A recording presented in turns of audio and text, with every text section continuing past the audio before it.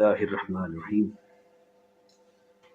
بخاری شریف کی ایک بڑی مشہور روایت ہے، حدیث قدسی ہے، من عاد ولیا فقد اذنته بالحرب، یعنی جس نے کسی میرے ولی سے بغض رکھا آج جی تو میں اللہ رب العالمین اسے اعلان جنگ دیتا ہوں۔ اللہ،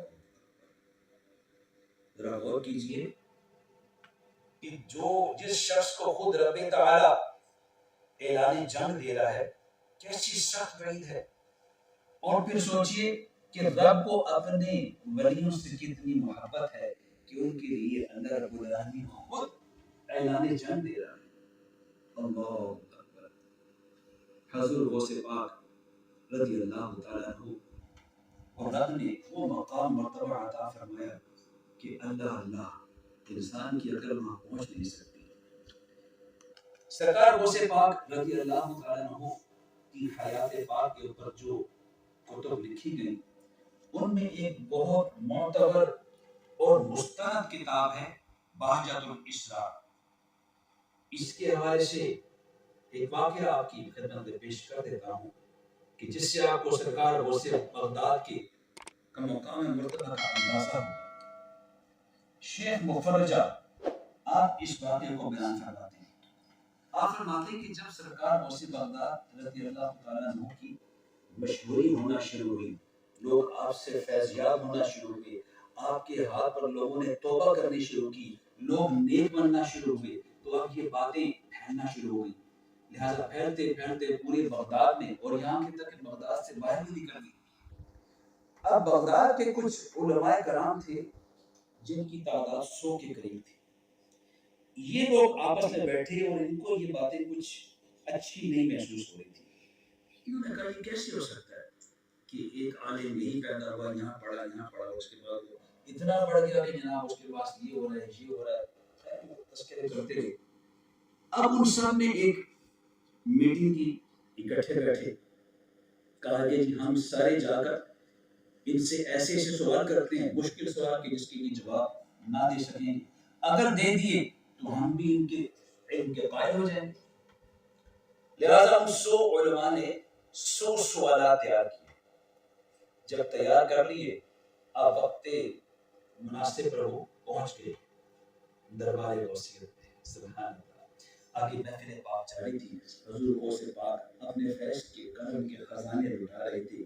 یہ علماء کرام کا وفد بھی اسی محفل میں بیٹھ گیا اور اب انتظار کرنے لگا کہ ہماری باری آئے تو ہم اپنے سوال کر کے ان سے جواب طلب کریں۔ شیخ مفرجہ فرماتے ہیں کہ سرکار غوث بغداد رضی اللہ تعالیٰ نے اچانک اپنی مبارک آنکھوں کو بند کیا اور سر کو جھکا لیا، اور جب حضور غوث پاک نے یہ انداز اپنایا تو آپ کے سینے سے ایک روشنی نکلی، ایک تجلی نکلی، اور وہ گھومتی ہوئی ان تمام علماء کے سینوں سے ٹکراتی ہوئی ہوا ہو گئی۔ اب خاص بات کیا تھی کہ وہ جو تجلی تھی، وہ روشنی تھی، وہ جس عالم کے سینے سے ٹکراتی وہ عالم اپنے حواس کھو بیٹھتا، گریبان چاک ہو جاتے، ٹوپیاں اتر جاتی، حتیٰ کہ یہ تمام علماء کا وفد ننگے سر سرکار غوث بغداد رضی اللہ عنہ کے قدموں میں گر کر تڑپنے لگا۔ اللہ، اب ذرا شان دیکھیں نا غوث پاک کی۔ آپ بالآخر حضور غوث پاک بھی نسب کس کا ہے؟ ہمارے کریم آقا صلی اللہ علیہ وسلم کا۔ تو آپ کو بھی رحم آ گیا، آپ نے ایک ایک کر کے ہر عالم کو سینے سے لگایا اور اس کے بعد اس کا سوال اس کو آپ نے بتایا اور ساتھ میں جواب بھی ارشاد فرمایا۔ سبحان اللہ، یوں کر کے آپ نے ان کے سارے سوالات کے جوابات عطا فرما دیے۔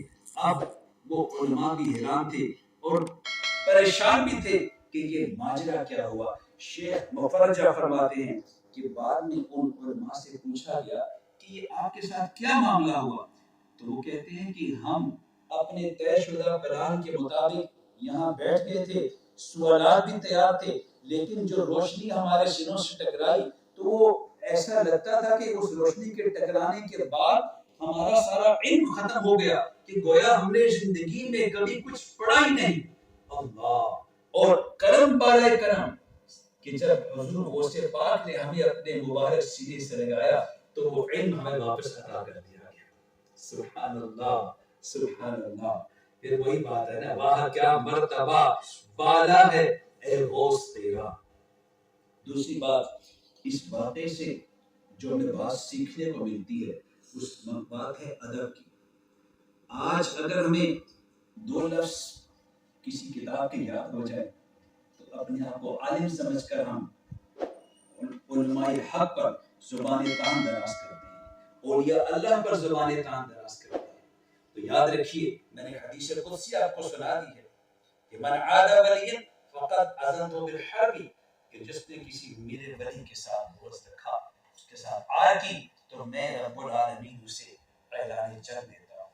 اللہ پاک ہمیں اولیاء اللہ کی بے ادبی سے بچائے اور بے ادبوں کی مجلس سے بچائے. اللہ کریم ہمیں حضور غوث پاک کے غلاموں میں استقامت نصیب فرمائے. آمین بجاہ خاتم النبیین صلی اللہ علیہ وسلم.